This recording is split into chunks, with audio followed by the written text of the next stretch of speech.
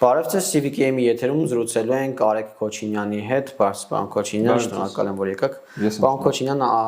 ուզում եմ իրար հետ ամփոփենք 2025 թվականը։ Ինչ ունենք 25 թվականի սկզբում, պարոն Քոչինյան, եւ ինչ ունենք այսօր,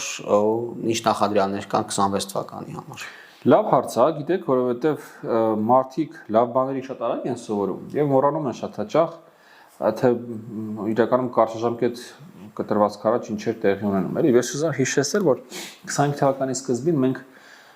դեռևս բավականին մտահոգ էինք ուրեմն հայ-ադրբեջանական կոնֆլիկտի նեգատիվ սցենարներով, այսինքն դա մենք խոսում ենք առճակատման մասին, մենք խոսում ենք հնարավոր ներխուժման մասին, այդ ամեն ինչը շատ թարմ է, այդ ամեն ինչը ընդհանրապես տեղի ունեմ այս տարվա սկզբին։ Բայց հետո տարվա ընթացքում տեղի ունեցան ըստ էության դրամատիկ փոփոխություններ, երևի թե բուն փոփոխությունների քանակով այս տարին ինչ որ առումով ռեկորդային է։ Սկզբից տեղի ունեցավ Աբու Դաբիի հանդիպումը, որը իհարկե մի շարք process-ների, այսպես հանգրվաններ, հանրագումարներ, բայց այդ Աբու Դաբիի հանդիպման արդյունքում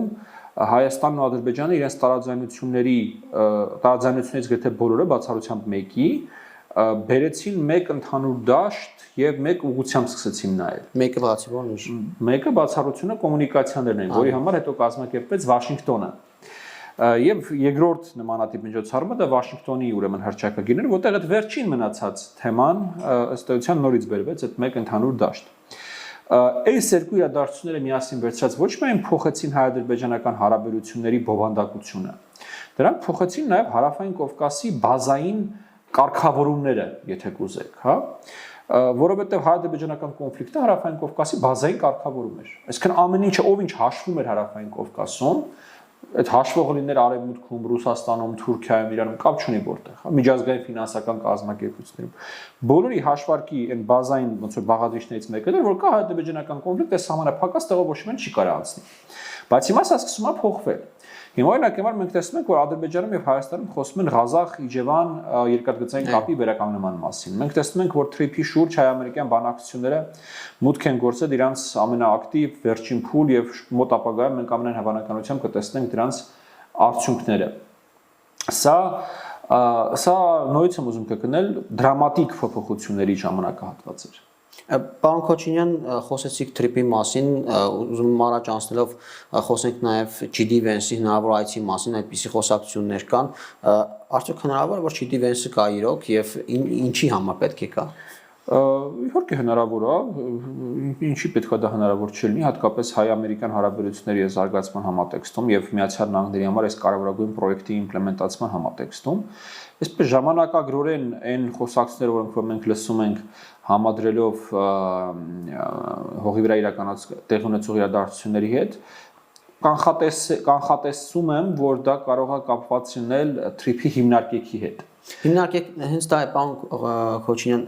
հիմնարկեք նշանակում է հենց այո, իրականում շինարարություն է սկսվելու, ինչ որ արարողություն է դեռ ունենալու կամ ինչ-որ մի հատ մեղ են խփելու, դա լինելու է հիմնարկեք, այսինքն դա լինելու է շինարարության մեկնարկը։ Դա ինչ է նշանակում։ Դա նշանակում է, որ պայմանավորվածություններն ու փաստաթղթավորումը ավարտված է։ Դա է շատ կարևոր։ Այսինքն, երբ որ պայն մենք տեսնենք հիմնարկեքը, նշանակում է Հայաստանն ու Միացյալ Նահանգները ամեն ինչ պայմանավորվել են։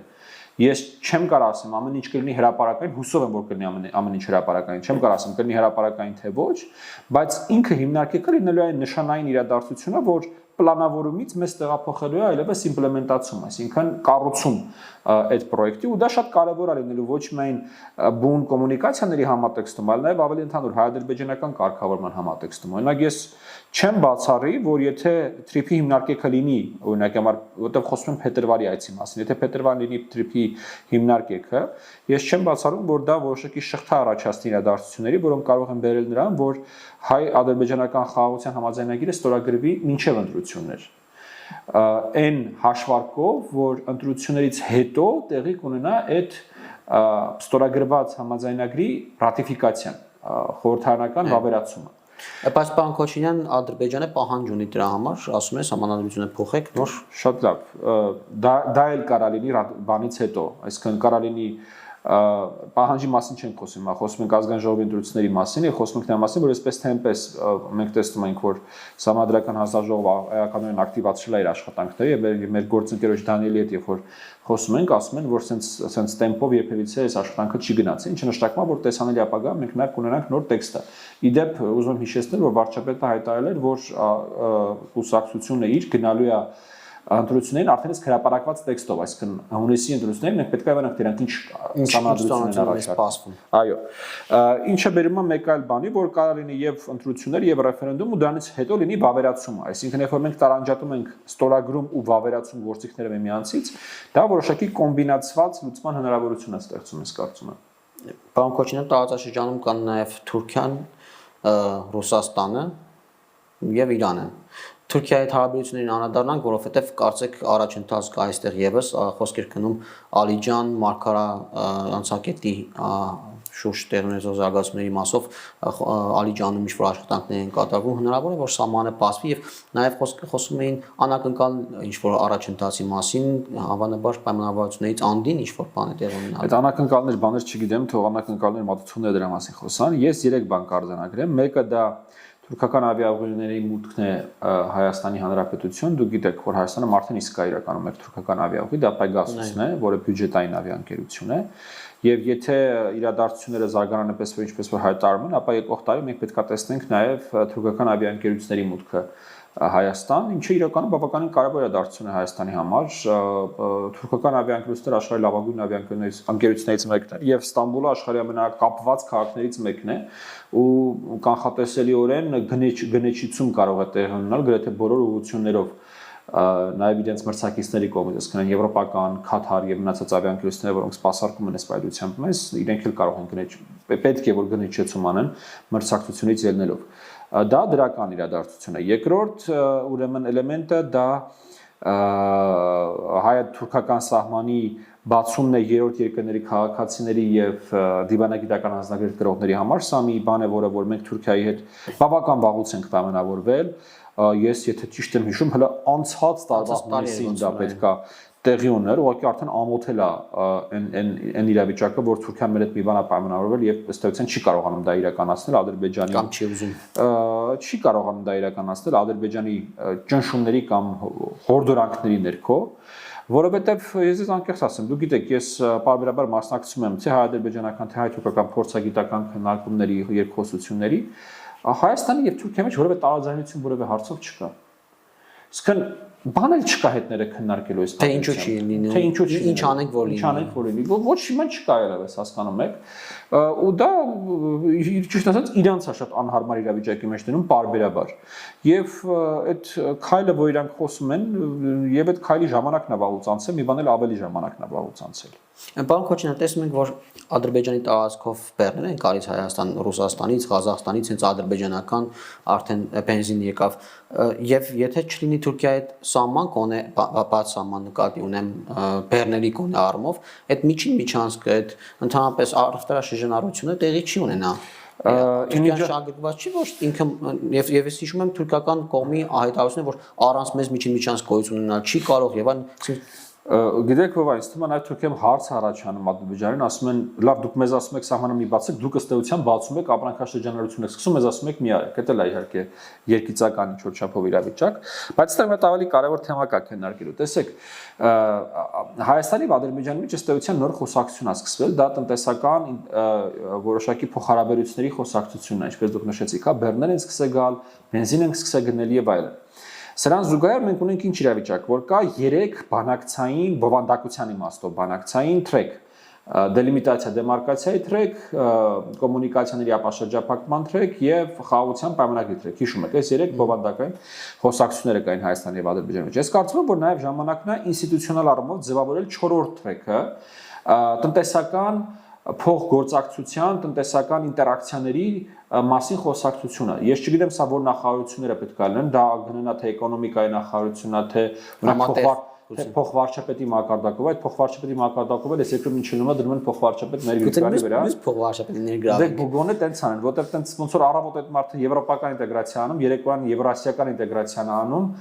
տենց ազատ ժամերին էլ դելիմիտացիա, դեմարկացիա ու կոմունիկացիաների ապաշրջափակում անում։ Այդ ոնց որ մի քիչ բան է, էլի։ Բայց այն որ դա պետքա դառնա ֆորմալ 4-րդ թրեքը բանակցությունների, ես կարծում դրա հրամայականը այլևս հասունացել է, որովհետև այստեղ նույնիսկ իրադարձությունները ընկել են առաջ պայմանավորվածություններից ինչ որ չափով, հա։ Ադրբեջանական կողմը արեց այդ հայտարարությունը, հայկական կողմը արեց պատասխան հայտարարությունը, իրադարձությունները սկսել են զարգանալ, այդպես տարբեր տրանզակցիաներ են տեղի ունենում, բայց ես կարծում եմ, որ շատ լավ կլինի, որպեսզի դրա շուրջ կոնկրետ բանակցային թրեք ձևավորվի։ Եվ տնտեսությունը կարող է իր հետևից քաղաքականությունը Շատ հաճախ է այդպես լինում, ճիշտ ասած, ես մի քիչ սկեպտիկ եմ այդ առումով այն իմաստով, որ ես օրինակ երբ որ մեր հասարակությանը նայում եմ, մեզ հուզող ամենամեծ հարցը այն դեպքում տնտեսությունը չի, փողը չի, մեզ հուզող ամենամեծ հարցը անվտանգությունն է։ Եվ այս տնտեսությունը արդյոք անվտանգության բաղադրիչ չի։ Բաղադրիչ է, բայց մեզ հուզում է անվտանգության կոշտ բաղադրիչ է, հասկանում եք, ոչ թե փափուկ բաղադրիչ է։ Նորից ես չեմ բացառում, որ դա կարող է տեղ ունենալ, բայց ես կարծում եմ, որ Հայաստանին առնվազն հուզում է ավելի շատ, Հայաստանի հասարակությանը ավելի շատ հուզում է կոշտ անվտանգության բաղադրիչները, իդեմս օրինակ հիմա խաղաղության համաձայնագրի ստորագրման, իդեմս դելիմիտացիա դեմարկացիա եւ անխոս է, որ Հայաստանի հասարակությանը հուզում է նաեւ հումանիտար հարցերը, օրինակ ռազմագերիները, որոնք որ շարունակում են պահվել Ադրբեջանում։ Իդեպ նաեւ ասեմ, որ ադրբեջանական հասարակությանն էլ հուզում են էլի հումանիտար հարցը, անհետ կորածների ճակատագիրը, իրանց ձևակերպման խոսքը հազարավոր մարդկանց մասին է, դեռևս առաջին պատերազմից, այո։ Այնպես որ հասարակություններին այս հարցերը բնականաբար ուզում են եւ այդ հարցերը պետքա հասցեագրվեն։ Եվ Ռուսաստանին անդրադառնալով, պարոն Քոչինյան, թրիպի հետ մասնակցության առումով Ռուսաստանը բազմիցս արտահայտվել է եւ կարծեք թե շատ բացական չի արտահայտվել ու խոսակցություններ կան նաեւ իր հնարավոր ներգրավման հետ կապված, ինչ կարող է լինել Ռուսաստանի համաշխարհային որ Միացյալ Նահանգները եւս պետք է համաձայնեն որ Ռուսաստանի դիրքորոշումը մենք կարանք պայմանականորեն անվանենք պասիվ-ագրեսիվ պահվածք։ Դուք գիտեք, միջանձնային հարաբերությունում ոնց հասկացություն կա պասիվ-ագրեսիվ պահվածք։ Դա այսօր նաև Ռուսաստանի պահելաձևն է։ Ինչի պասիվ-ագրեսիվ, որովհետև դա իրանց բնականաբար դուր չի գալիս, ակնհայտ է, որ դա իրանց դուր չի գալիս,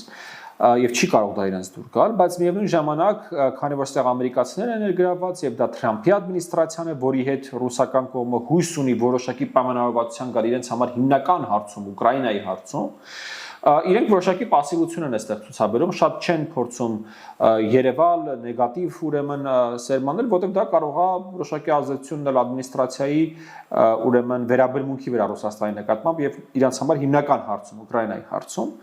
Սա է ես կարծում հիմնական պատճառը, որով իրենք շատ չեն միջամտում։ Իհարկե կա նաև երկրորդ պատճառը, որ իրենց ռեսուրսները սպայցիան կենտրոնացած են մեկ այլ ուղղությամբ եւ Ադրբեջանի ու Հայաստանի վրա այսպես այնքան ճնշում գործադրել, որ այս գործընթացը դիժեցվի, իրանք այս պայծիան կարծես թե վիճակի չեն։ Ու վերջապես երրորդ, նաև իրենք ներφերս նայում են իրենց խոսակցությունները, հա, այսպես հրապարակային, կարծես թերահավատ են, որ այս ամեն ինչը նույնիսկ կարա իրականություն դառնա։ Այսինքն, որ առանց իրենց միջամտելու մեկաստեղ ոչ մի բան չի ստացվելու։ Այս երեք պատճառի ռիսկ բան Քոչինյան։ Իհարկե կա, մինչև շինարարությունը չսկսվի, ես ասում եմ, մինչև շինարարությունը չհավարտվի եւ առաջի գնացքն չգնա, ես էլի ես էլ ունեմ որոշակի մակարդակով թերահավատություն եւ մտավախություն եւ այո դա առաջին մեր մասով կախված է մեր աշխատանքից մենք ինչպես ենք դրա այդ եւ բանակցություններ տանում եւ երբ որ աշխատելու պահը գա այսինքն ոնց ենք ինչքան արագ ենք այդ շինարարությունը անելու այս երկրի ունի հյուսիսարավի փորձ այո մենք պետք է հյուսիսարավը 16 թվականին ավարտենք թե 19-ին ավարտենք կարծես 18-ին 18-ը թողնի 18-ին հիմա արդեն 26 թիվն է Երեք չարաչորը մեծ այսպես շուկով արավ, ասեցին Գյումրի ճանապարհը արդեն բաց է։ Հասկանում եք, այդ ճանապարհը ամենահեշտ հատվածն էր։ 26 թիվն է մենք ամենահեշտ հատվածը նոր ավարտել ենք։ Հիմա դա աղետ է իհարկե, այդ ենթակառուցվածքների կառուցման տեմպը մեր երկրում շատ ցավալի է։ Եվ Ռուսաստանը ինչ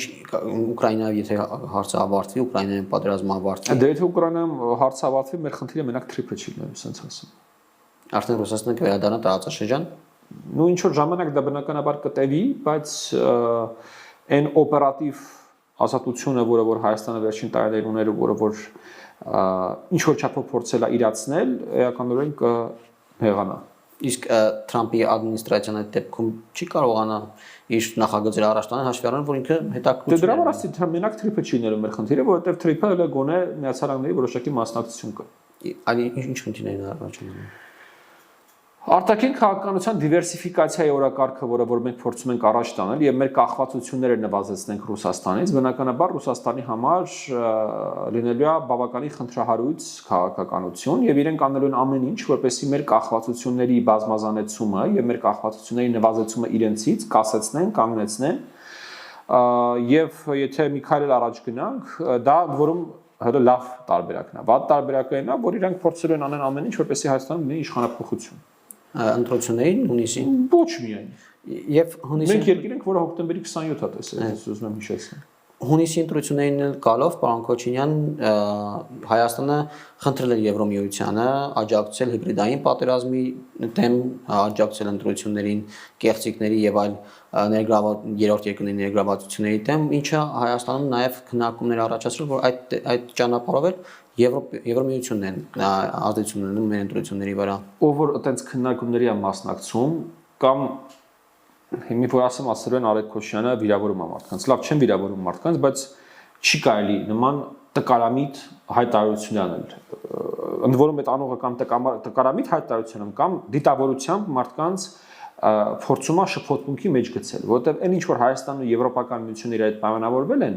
դա ոչ թե Եվրոպական միության միջամտության հնարավորությունն է, այլ Եվրոպական միության կողմից աջակցությունն է, որպեսզի Հայաստանը իր ներսում ընտրությունները կարողանա իրականացնել հավուր պատշաճի, իր օրենսդրությանը համապատասխան եւ չեզոքացնի այլ հնարավոր ազդեցության գործակալների գործունեությունը այս երկրում։ Հիմա բոլոր այն մարդիկ, ովքեր սրտն եղել են նրանից, որ մենք ստանալու ենք որոշակի եվրոպական աջակցություն օտարերկրյա օպերացիաները մեր երկրում կանգնեցնելու կամ դրանց դիմադրելու համար, այսպես ուղիղ տրամաբանությամբ այդ օտարերկրյա օպերացիաները իրականացնողներն են։ Եվ Եվրոպական միության միջամտություն չի սպառում այդպիսով, բայց փողը ինչու համար են տալիս։ Հիմա կարող են փողը, եթե ասում եք որ ռուսական ռուբլի է գալիս եւ ռուսական ռուբլին օգտագործվում է ընտրությունների ռուսական իշխանության բերելու համար, ապա հիմա եվրոպական եվրոն են եւ Եվրոմիության ներգրավումն է մեր ընտրությունները։ Շատ լավ։ Տեսեք, շատ կարեւոր է թե նախ գումարը ինչի վրա է ծախսվում, երկրորդը միջոցառումները ինչի մասին են եւ երրորդը ուժային կենտրոնների նպատակները, որոնք են այս տարածաշրջանում։ Սկսենք երրորդից, որովհետեւ սա այսպես գիտեք բանն է, ֆունդամենտն է, էլի ամեն ինչի։ Եվրոպական միությունը մեր տարածաշրջանում ունի այն նպատակները, որոնք ունի Ռուսաստանի Դաշնությունը։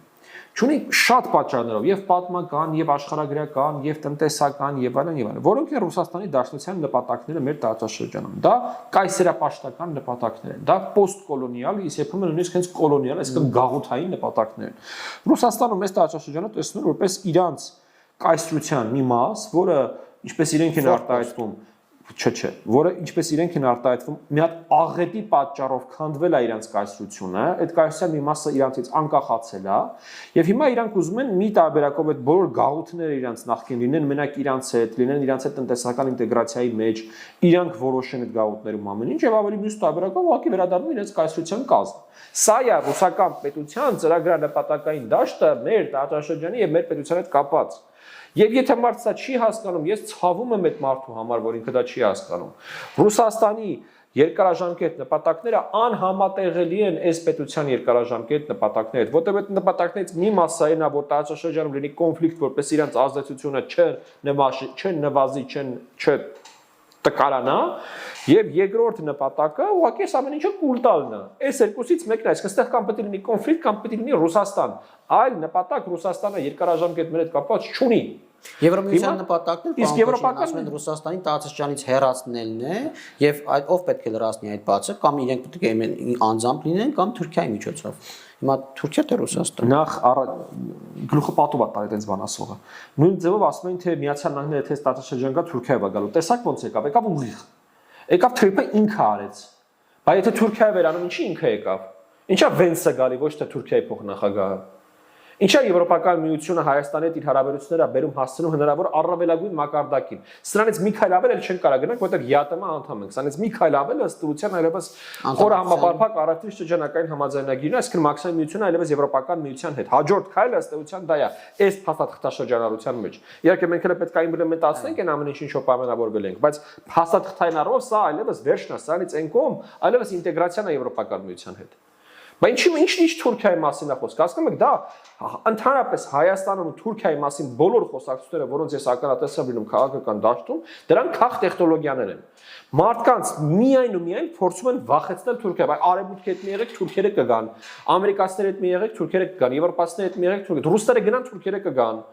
Ինչի Հայաստանում մարդը մնացել է, մտածում է, թե Թուրքերը մտնեն դրեն հարձակվել Հայաստանի վրա ու Արաքս գետը անցնեն։ Այն 2000 հոգանոց ռուսական ռազմաբազան է, որ իրաց կանգնացնելու է։ Լավ, Ղարաբաղից հետո ինչու մեկը մտածում է ռուսները մեր համար կռվելու են։ Ռուսները մեր համար կռվելու են, ինչու մեկը տենց բան է մտածում Հայաստանում։ Ով որ մտածում է նորից ուրեմն կամ ուղղակի քաղաքական ապուշ է, կամ օտարերկրյա գործակալ է։ Եվ պարոն Քոչինյան, ինչ սպասենք 2026 թվականից, արդյոք Հայաստան-Ադրբեջան հարաբերությունները վերջնականապես թևակողել են խաղաղության փուլ, որովհետև շատերը պնդում են, որ այս խաղաղության պայմանագիրը կամ նախաստորագրված պայմանագիրը կամ եղած հարաբերությունները հեղեղուկ են ու իրական խաղաղության մասին չեն, որովհետև Ադրբեջանը այլ պլաններ ունի, Ադրբեջանը ավելի ուժեղանում է եւ այլն։ Այն որ Ադրբեջանը հաստատված խաղաղությունը, ինչպես պնդում է իշխանությունը, դա կեղծ է եւ ժամանակավոր։ Այն որ Ադրբեջանը միաժամանակ պատրաստվում է բոլոր հնարավոր զարգացումներին եւ խաղաղությանը եւ պատերազմին եւ ոչ խաղաղությանը ոչ պատերազմին, դա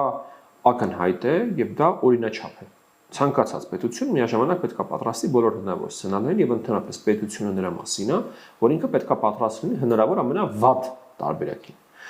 Ինչ որ առումով նույնը փորձում անել նաեւ Հայաստանը։ Մենք այսքան որ զենք զինամթերք են գնում, մեր սահմանների պաշտպաննակությամբ ենք զբաղվում, զինված ուժերի ռեֆորմ ենք անում, բա դա ինչի մասին է։ Դա նույնպես պատրաստի հնարավոր սցենարին պատրաստելու մասին է։ Այն որ փորձում ենք դիվերսիֆիկացնել մեր արտաքին քաղաքականությունը, բոլոր հնարավոր պարտներների հետ հարաբերությունները կարգավորենք եւ այլն եւ այլն եւ այլն, դա էլ այդ ոչ պատերազմի, ոչ խաղաղության ինչ որ չափով սցենարին պատրաստվել է եւ այլն, այսինքն բոլոր պետությունները իրենց հնարավորության սահմաններում միշտ պատրաստվում են բոլոր հնարավոր սցենարերին։ Հիմա սա չի նշանակում, թե եթե իրենք ներդրումներ են անում իրանց զինված ուժերի մեջ, իրանց համար խաղաղությունը հիմնական նպատակը չի, բացարձակապես, որտեղ դրան զուգահեռ մենք տեսնում ենք նաև այլ ցուցիչներ, մենք տեսնում ենք, որ Ադրբեջանը օրինակ այդ սահմանի բացումը, վերնափոխադրումներն է ուրեմն այդ արգելքն է հանում, բենզինի վաճառքը, խաղաղության համաձայնագրի նախաստորագրումը, խաղաղության մասին հռչակագրի ստորագրումը, ուրեմն թրիփի վերաբերյալ հայ-ամերիկյան պայմանավորվածությունների ողջունումը դեռևս Վաշինգտոնում, Աբու Դաբիում տեղի ունեցած հանդիպումը, այսինքն նաև ահռելի քանակությամբ մենք տեսնում ենք գործոններ եւ ցուցիչներ, որ մենք գնում ենք խաղաղության ուղղությամբ, եւ դա հերքել հնարավոր չէ, ինչքան էլ մարդիկ ասեն, թե սա կեղծիք է, սա խաղաղություն չի, ոչ, սա հենց խաղաղությունն է։ Ասեմ դες ավելին, ես ուզում եմ մարդկանց կոչ անել, մի հատ ինքնարեֆլեքսիա անել։ Նոր տարվա սեղանի շուրջ հայերը հիմնականում խմում են խաղաղության կենացը։ Խաղաղ տարի լինի, հա, խաղաղության տարի լինի։ Բա այդ խաղաղությունը ժողովուրդ ջան, ինչ որ միստիկական էակ չի, այդ խաղաղությունը հենց սա է, աշխատանք։ Խաղաղությունը դա ամենօրյա աշխատանք է, դա չարքաշ աշխատանք է, ինչպես որ պատերազմն է աշխատանք, տենց էլ խաղաղությունն է աշխատանք։ Եվ ավելի ծանր, քան պատերազմը։ Դե չգիտեմ որն ավելի ծանր է, բայց ինքն էլ է ծանր աշխատանք է եւ ինքը նշանակում է, որ դու պետքա պատրաստ լինել գնալ մի քայլ ավել, քան դու գնում ես օրինակ համար նախորդ օրը այդ հարաբերությունների կարգավորման ուղղությամբ։ Եվ այո, մեր համար պետք է ընդունել լինի, որ Երևանում լինելու է ադրբեջանական բենզին, Բաքվում է օրինակ համար լինելու է հայկական կոնյակ։ Էդ է։ Ես հասկանում եմ, որ շատ մարդկանց մոտ սա դերևս ցավ առաջացնում, դերևս չեն համակերպվում։ Մենք ունենք հսկայական քանակությամբ մարդիկ, ովքեր հարազատ, բարեկամ են կորցրել, տուժել են այդ պատերազմից եւ այլն, դա ահռելի քանակությամբ ատելություն եւ նեգատիվ է գեներացնում եւ մեր մոտ եւ իրաց մոտ էլ մտել այդ ամեն ինչը ինստիտուցիոնալիզացված է, այդ արմենոֆոբիան կրթական համակարգում ներգրաված է եւ այլն եւ այլն, այսինքն հսկայական ճանապարհ ունենք դեռևս անցնելու, Ժորժ ջան, բայց դա է տարբերակը, չկա այլ տարբերակ, այլ տարբերակը դա այնա ինչ որ եղել է վերջին 30 տարիների ընթացքում։ Ընդ որում ես ասեմ, այս պայմանությամբ նորից ոչ հոգուտ մեզ։ Պարոն Քոչինյան, հիմա մենք այնպես ենք քննարկում իրավիճակը, կարծեք 2026 թվականի հունիսի ընտրությունները ազդեցություն չեն ունենալու այս գործընթացի վրա, բայց գիտենք, որ դե բացարձակապես հնարավոր հակառակը մենք ասում ենք, որ 2026 թվականի հունիսյան ընտրությունները ամենակարևոր իրադարձությունն են, որ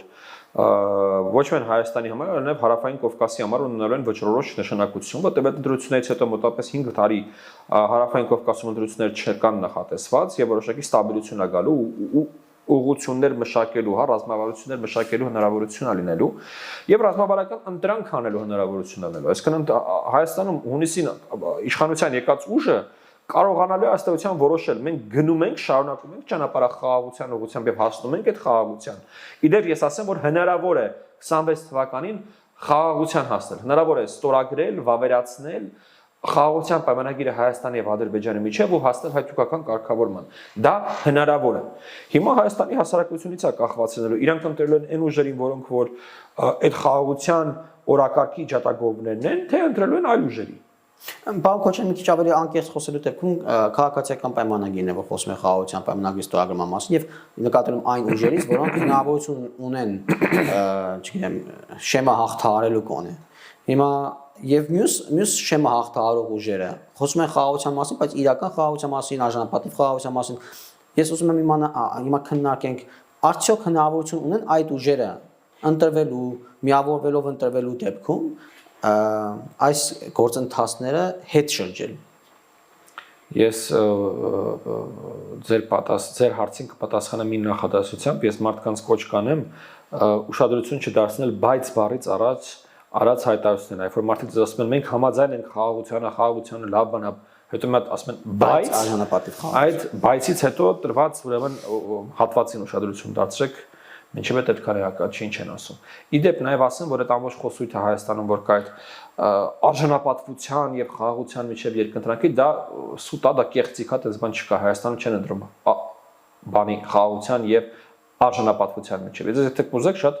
այսպես անկեղծ կասեմ մենք ինչի մեջ ենք ընտրում։ Մենք ընտրում ենք արդարության եւ խաղաղության միջև։ Ընդ որում ես ասեմ որպես կանոն հենց այդպես է լինում է մարդիկ սովորաբար հենց ընտրում են արդարության եւ խաղաղության միջև շատ թյուր տպավորություն է մարդկանց մոտ թե խաղաղությունը որպես կանոն արդար է լինում խաղաղությունը որպես կանոն լինում է անարդար ընդ որում ես չեմ բացառում որ երկու հասարակություններում լինի այդ պատկերացումը որ խաղաղությունը անարդար է օրինակ դե մենք ակնհայտ է մեր մոտ ինչի կլինի այդ պատկերացումը մենք պատրաստ ենք պարտվել էթնիկ զտումա տեղ ունեցել իրաց մոտ այո Ղարաբաղ ամբողջությամբ կորցրել ենք իրաց մոտ էլ ասում են բա մենք մեզ վրա 30 տարի Հայաստանը հարձակվել էր օկուպացրել ամեր տարածքները բա մեզ խի բան չեն տալիս փող չեն տալիս մեզ խի ներողություն չեն խնդրում մեզանից խի ուրեմն մեր անհետ կորածներին չեն տալիս բայց կործանած այդ ավիրած տնտեսությունով պետք է վերականգնի եւ այլն հիմա ես որևէ կերպ չեմ փորձում ասել որ հավասարության նշանը բացարձակապես դրա մասին չի խոսքը խնդրում ինձ դրա համար չքննադատեք ես ուրիշ բան եմ ասում եմ որ երկու հասարակություններում է լինելու են պատկերացումներ դրա մասին որ այս խաղաղությունը անարդար է մեր պատկերացումը շատ ավելի ճիշտ է իմ կարծիքով բայց հարցը դա չի հարցը այնա որ այդ արդարության եւ խաղաղություն կոնցեպտները նույնական չեն եւ ավելին որպես կանոն պատերազմները երբ որ ավարտվում են հասարակությունների մոտ լինում է այդ անարդարության զգացողությունը իսկ այն մարդիկ ովքեր խոսում են արժանապատվությունից լավ կանեն իրան գնան իրենց արժանապատվությունը նախ գտնեն ու չծառայեն այն մարդկանց ովքեր 30 տարի այս երկիրը օկուպացրել են ի վերջո ունենք Ֆինլանդիայի օրինակը որ 20%-ը կորցրեց իր տարածքների ունենք Լեհաստանը շատ օրինակներ ունենք Վովա ջան շատ օրինակներ կան ես ասում ավելին ասում որպես կանոն պատերազմները ավարտվում են ու հասարակությունների մոտ լինում է անարդարության զգացմունք եթե չեն գնացել հասեմյուսի մայրաքաղաքը գրավե օկուպացրել sense ջարդե փշրե լիակատար հաղթանակի հասը հա այդ որ այդ կողմի մոտ լինում է նորից անարդարության զգացողություն շնորհակալ եմ պարոն Քոչինյան ես շնորհակալ եմ CVK-ի եթերում զրուցեցինք Կարեկ Քոչինյանի հետ, իսկ դուք բաժանորդագրվեք մեր ալիքին, լայքեք այս տեսանյութը եւ տարածեք։ Հավանիր տեսանյութը եւ բաժանորդագրվիր նորությունները բաց չթողնելու համար։